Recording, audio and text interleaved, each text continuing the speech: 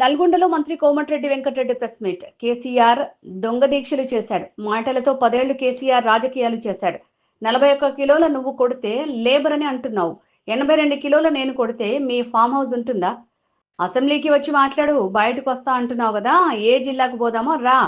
10 ఏళ్లు రేషన్ కార్డులు ఇవ్వలేదు, 7 లక్షల కోట్ల అప్పు చేస్తావు.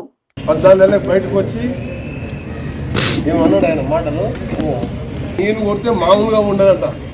మిస్టర్ కేసీఆర్ దొంగ దీక్షలు చేసిన అలవాటు నీకు. నీ మాటలతో 10 ఏళ్ళు రాజ్యాన్ని వెళ్ళి ఇంట్లోకెళ్ళి బయటకు వెళ్ళకుండా దెబ్బ కొడితే మామూలుగా ఉండదంట, లేవరంట. నువ్వు 41 కిలోలు ఉన్నవి నువ్వు కొడితేనే లేవరంటే, మరి నేను 82 కిలోల పైన ఉన్నా, నేను కొడితే నీ పార్టీ లేస్తుందా? ఉంటుందా అసలు? నీ ఫామ్ హౌస్ ఉంటుందా? నీ ఫామ్ హౌస్ కూడా కూలిపోతుంది. నువ్వు ఎన్ని మాటలు దెబ్బ కొడితే లేవరు ఇవన్నీ కాదు. రేపు అసెంబ్లీకి రా, 5వ తారీఖు 7వ తారీఖు రేపు డిసైడ్ చేస్తున్నాం. అసెంబ్లీలో పెడదాం. దళిత ముఖ్యమంత్రి ఇవ్వకుండా బెడదనుకుంటున్నది ఎవడు? ఇవాళ 2 లక్షల రుణమాఫీ చేసి చూపించింది ఎవరు? సొరంగానికి అమెరికా నుంచి ఇవాళ 100 కోట్లు అడ్వాన్స్ ఇచ్చి మొదలుపెట్టింది ఎవరు? కొండపోచమ్మ బస్వాపు పైన కింద బస్వాపులు నింపాం, కొండపోచమ్మ నింపుతుంది. మల్లన్న సాగర్ నింపుతాం, కింద ఆలేరుకు నీళ్ళు ఇవ్వం. అందుకనే చాలా సంతోషంగా ఉన్నది. ఎందుకంటే ఈ పిల్లలతో మాట్లాడి పిల్లలు ఏదో వదిలిపెట్టేసిన పిల్లల్ని ఇవాళ ఆయన దెబ్బ కొడతారంట, మేము లేవంట. ఈరోజు నీకు ఒకటే, ఇలా ఈనాడు లాంటి పేపర్లో చూసినాం, అన్ని పేపర్లో చూసినాం. 5 జడ్జిల ఫోన్ ట్యాపింగ్ అని. అసలు ప్రభాకర్ రావు, శ్రవణ్ కుమార్ అమెరికా నుంచే వస్తలేరు.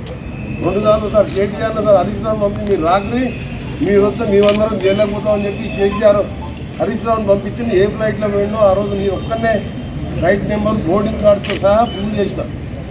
ప్రభాకర్ రావు పోయి నేను రావద్దన్నాడు, అక్కడనే ఉండమని చెప్పినాను. దాని మీద కోర్టులో కేసు నడుస్తుంది, ఈడీ కేసులు నడుస్తున్నాయి, ఇవన్నీ కొడుకు మీద నడుస్తున్నాయి, బిడ్డ మీద నడుస్తున్నాయి. కేసుల గురించి కోర్టు న్యాయస్థానం కాబట్టి నేను ఎప్పుడు మాట్లాడను. కానీ నువ్వు వచ్చినావు కదా, ఏ జిల్లాకు పోదామా? గద్వేల్ కానీ పోదాం. గద్వేలకు పోదామన్నా రెడీ, సిరిసిల్లకు పోదామన్నా రెడీ, సిద్దిపేటకు రెడీ. ఎన్నిళ్ళు కట్టావు నువ్వు నల్గొండకు రా.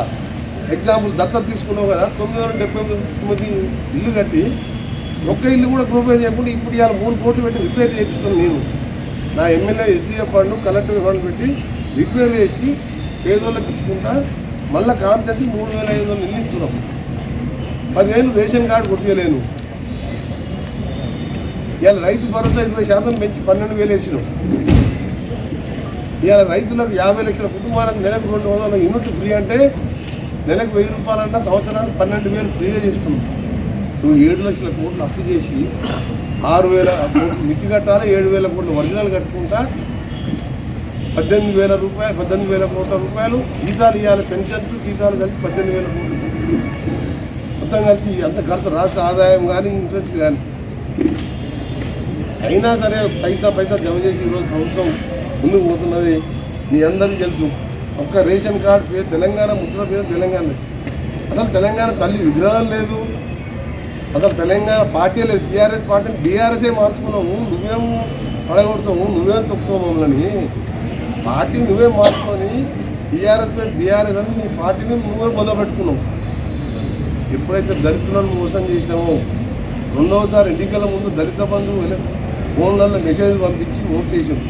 మొదటిసారి దళిత ముఖ్యమంత్రి అంటే దళితులందరూ కూడా ఓట్లేసాం. 12% మైనార్టీలకు రిజర్వేషన్ అన్నాం. నీలాగా తప్పుడు మాటలు చెప్పలేము. చేసేయే చెప్పినాం, అవే చేస్తున్నాం.